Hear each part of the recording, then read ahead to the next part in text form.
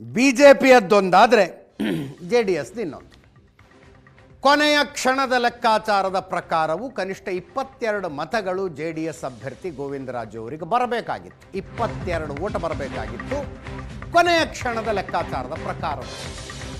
ಬಂದದ್ದು 14.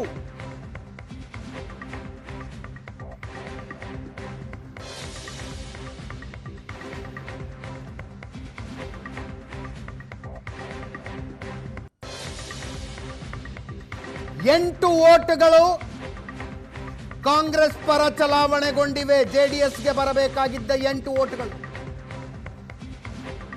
ಅದರಲ್ಲಿ ಜೆಡಿಎಸ್ ಶಾಸಕರದ್ದೇ ಎಷ್ಟು, ಜೆಡಿಎಸ್ಗೆ ಮತ ಚಲಾಯಿಸಬೇಕಾಗಿದ್ದ ಬಿಜೆಪಿ ಶಾಸಕರದ್ದೆಷ್ಟು ಅನ್ನೋದು ಪ್ರಶ್ನೆ.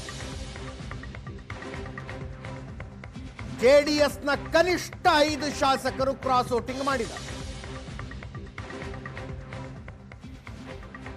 ಇನ್ನು 3 ಮತಗಳೇನು ಕ್ರಾಸ್ ವೋಟ್ ಆದವಲ್ಲ, ಅವು ಬಿಜೆಪಿ ಅವರದ್ದ, ಜೆಡಿಎಸ್ ಶಾಸಕರುಗಳದ್ದ ಅನ್ನೋದು ಪ್ರಶ್ನೆ.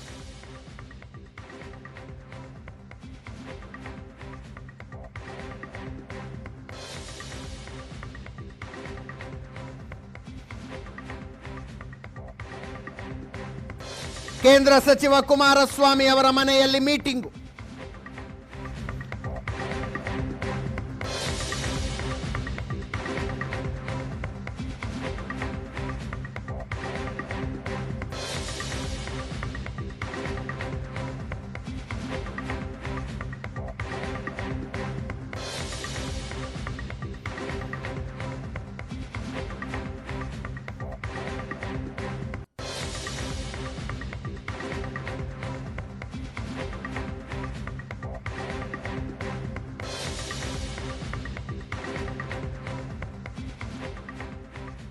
ಹದಿನೈದು ಶಾಸಕರು ಸಭೆಯಲ್ಲಿ ಭಾಗಿಯಾದರು. ಜಿಟಿ ದೇವೇಗೌಡರು ಸೇರಿದಂತೆ 3 ಗೈರು ಹಾಜರಾದರು.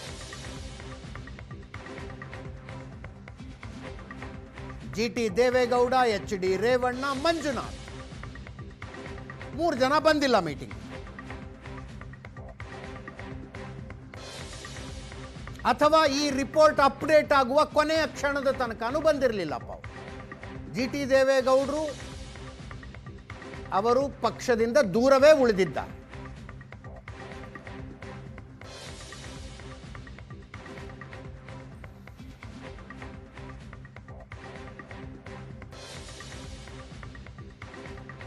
ಪಕ್ಷದೊಳಗಿನ ಹಿತಶತ್ರುಗಳು ಯಾರು ಅಂತ ಗೊತ್ತು ಅಂದ್ರು ಕುಮಾರಸ್ವಾಮಿ ಅವರು.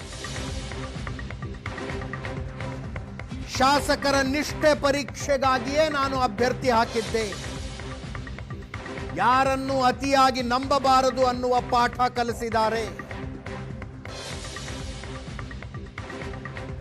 ಪಕ್ಷ ಬಿಡುವ ಹಂತದ ತನಕ ಅವರೆಲ್ಲ ಚರ್ಚಿಸಿ ನಿರ್ಧಾರ ಮಾಡಿದ್ದಾರೆ. ಹೋಗುವವರು ಹೋಗಲಿ ಅಂತ.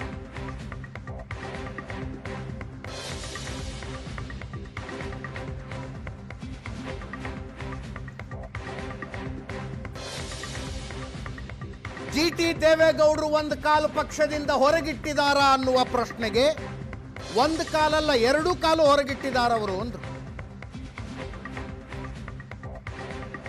ಜಿಟಿ ದೇವೇಗೌಡರ ವಿಚಾರದಲ್ಲಿ ನನ್ನ ಸ್ಟ್ಯಾಂಡ್ ಬಹಳ ಕ್ಲಿಯರ್ ಇದೆ. ಈ ಸಲ ಟಿಕೆಟ್ನ ಅಂತಿಮ ನಿರ್ಣಯ ಮಾಡೋದು ನಾನೇ ಅಂದ್ರು.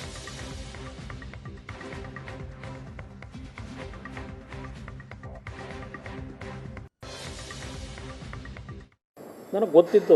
ನಾನು ಸಾಂಕೇತಿಕವಾಗಿ ನನ್ನ ಪಕ್ಷದ ಶಾಸಕರು ಈಗಲೂ ಯಾವ ರೀತಿ ನಡ್ಕೋಬೋದು ಅಂತಕ್ಕಂಥದ್ದನ್ನು ಪರೀಕ್ಷೆ ಆಗಲಿ ಅಂತಲೇ ಇವತ್ತು ಅಭ್ಯರ್ಥಿ ಹಾಕಿ. ನಿಜಕ್ಕೂ ಯಾರ್ಯಾರು ಯಾವ ರೀತಿ ಇದ್ದಾರೆ, ಈ ಪಕ್ಷದ ಬಗ್ಗೆ ಗೌರವ ಇಟ್ಟವರು ಯಾರಿದ್ದಾರೆ, ಹಿತಶತ್ರುಗಳು ಯಾರಿದ್ದಾರೆ, ಇದು ಪರೀಕ್ಷೆ ಆಗಬೇಕು ಅಂದರೆ ನೀವು ಅಭ್ಯರ್ಥಿ ಹಾಕಲೇಬೇಕು ಅಂತಕ್ಕಂಥದ್ದು ನನ್ನ ಮೇಲೆ ಒತ್ತಡ ತಂದಂಥದ್ದು. ಈ ಚುನಾವಣೆಯ ನೆನ್ನೆಯ ಫಲಿತಾಂಶ ಬಹುಶಃ ಒಂದು ನಮಗೆ ಇನ್ನೊಂದು ರೀತಿಯ ಅನುಭವವನ್ನು ಕೊಟ್ಟಿದೆ ಅನ್ನೋದು ನಾನು ಹೇಳ್ತೀನಿ. ಅತಿಯಾಗಿ ನಂಬಿಕೆ ಇಡ್ತಕ್ಕಂಥದ್ದು ಸೂಕ್ತ ಅಲ್ಲ ಅಂತಕ್ಕಂಥದ್ದು ಒಂದು ಸಂದೇಶ ಕೆಲವರು ಕೊಟ್ಟಿದ್ದಾರೆ. ಇದೇನು ಈ ಚುನಾವಣೆಯ ಫಲಿತಾಂಶ ಕ್ರಾಸ್ ವೋಟಿಂಗು ನನಗೇನು ಯಾವುದೇ ರೀತಿ ಆಘಾತ ಅಚ್ಚರಿ ಯಾವುದೂ ಉಂಟು ಮಾಡಿಲ್ಲ. ಮೊದಲೇ ನನಗೆ ಇದರ ಅರಿವು ಇಟ್ಕೊಂಡಿದ್ದೆ. ನನಗೆ ನಿನ್ನೆ ಚುನಾವಣೆಯಲ್ಲಿ ಯಾರು ಕ್ರಾಸ್ ಔಟ್ ಮಾಡಿದ್ದಾರೆ ನನ್ನ ಹತ್ರ ಸಂಪೂರ್ಣ ಮಾಹಿತಿ ಇದೆ. ಸಂಪೂರ್ಣವಾದ ಮಾಹಿತಿ ಇಟ್ಕೊಂಡಿದ್ದೇನೆ. ಯಾರ್ಯಾರು ಕ್ರಾಸ್ ಔಟ್ ಮಾಡಿದ್ದಾರೆ ಅಂತಕ್ಕಂಥದ್ದು ಮೊದಲೇ ನಾನು ನಿರೀಕ್ಷೆನೂ ಇಟ್ಕೊಂಡಿದ್ದೆ. ಯಾರು ಅಂತಕ್ಕಂಥದ್ದು ಗೊತ್ತಾಗಿದೆ. ಅದು ಚರ್ಚೆ ಆಗಿದೆ.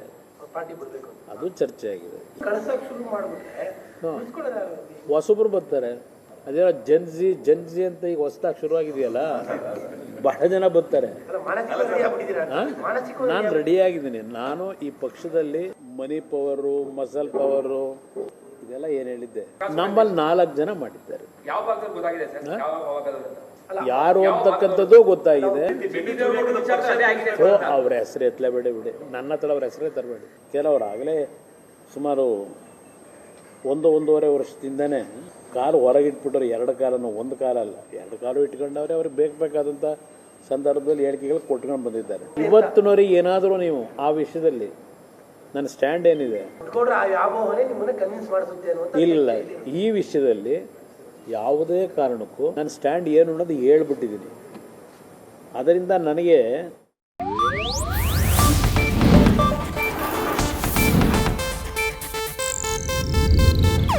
ಇದು ಏಷ್ಯಾನೆಟ್ ನ್ಯೂಸ್ ನೆಟ್ವರ್ಕ್ ಪ್ರಸ್ತುತಿ.